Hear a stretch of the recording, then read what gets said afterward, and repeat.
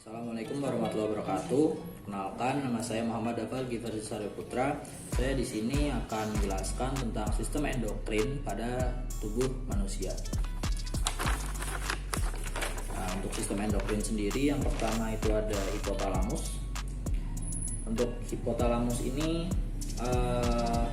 berfungsi untuk menghasilkan hormon, yang dimana hormon ini mengatur fungsi kelenjar di dalam tubuh. Salah satu yang dikontrol oleh hipotalamus itu sendiri adalah kelenjar hipofisis di bawahnya.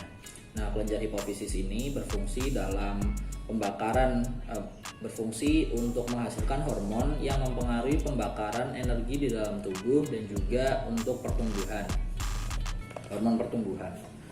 Untuk selanjutnya ada tiroid, kelenjar tiroid. Nah, kelenjar ini di dalamnya itu berbentuk seperti gelembung-gelembung kecil yang berfungsi untuk menyimpan cairan atau hormon tiroid itu sendiri.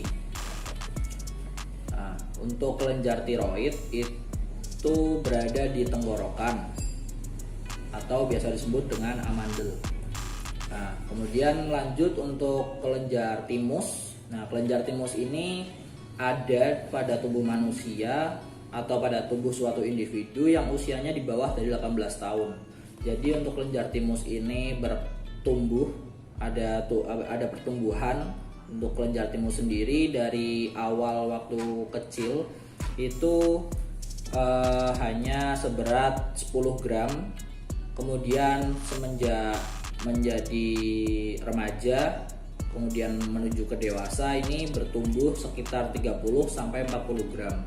Nah, untuk kelenjar timus sendiri berwarna merah, kemerahan, dan terletak pada sisi tengah di antara paru-paru. Kemudian lanjut ke kelenjar adrenal. Di sini kelenjar adrenal.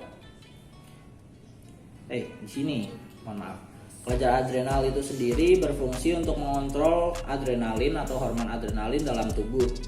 Nah, hormon ini berfungsi dalam pengaturan stres dan juga nafsu makan.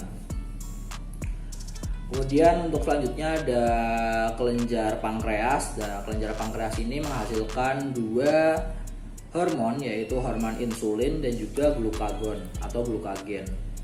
Pankreas ini ada 3 bagian, yaitu yang bagian menempel pada usus halus, yaitu bagian kepala dari pankreas. Kemudian ada bagian tengah yang itu bagian paling penting pada pankreas, dan pada bagian ujung di perut sebelah kiri. Kemudian lanjut untuk kelenjar gonad. Dari kelenjar gonad sendiri itu adalah kelenjar kelamin yang ada pada wanita dan ada pada pria. Untuk pada wanita kelenjar gonadnya yaitu ovarium. Untuk kelenjar gonad pria ada testis. Nah, testis ini berfungsi sebagai penghasil sperma, sedangkan untuk ovarium penghasil sel telur dan juga pengatur dari hormon estrogen dan progesteron untuk penebalan dinding rahim atau untuk siklus menstruasi.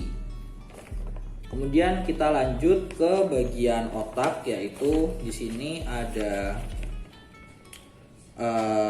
posterior pituitary dan juga ada anterior pituitary.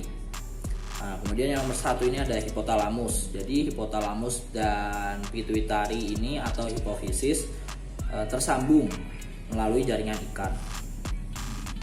Masuk ke dalam hipotalamus yang lebih dalam lagi pada bagian ini. Di sini ada otak atau brain dalam bahasa Inggris. Kemudian ada yang menyelubungi otak, yaitu ada skull atau tengkorak. Kemudian di sini ada anterior dan di sini ada posterior. Kemudian hipotalamus ada di tengah-tengah sini. Nah, untuk hipotalamus itu sendiri tersambung melalui saluran yang dinamakan porta vein. Kemudian di sini ada aliran darah dan ini melepaskan releasing hormone. Releasing hormone ini masuk ke dalam anterior pituitary untuk kemudian diolah dan dihasilkan beberapa hormon. Nah, Hormonnya itu sendiri ada hormon prolaktin. Nah, hormon prolaktin ini berfungsi dalam penghasilan air susu. Kemudian ada GnRH atau gonadotropik hormon yang berfungsi untuk pengaturan dari kelenjar gonad. Kemudian ada thyroid stimulating hormone, ini untuk pengaturan dari kelenjar tiroid. Kemudian ada ACTH atau adrenocorticotropic hormone untuk pengendalian dari kelenjar adrenal, termasuk adrenal cortex itu sendiri. Kemudian ada growth hormone atau hormon pertumbuhan yang berfungsi untuk mengatur pertumbuhan dalam suatu individu. Mungkin itu saja yang dapat saya sampaikan, kurang lebihnya mohon maaf. Wassalamualaikum warahmatullahi wabarakatuh.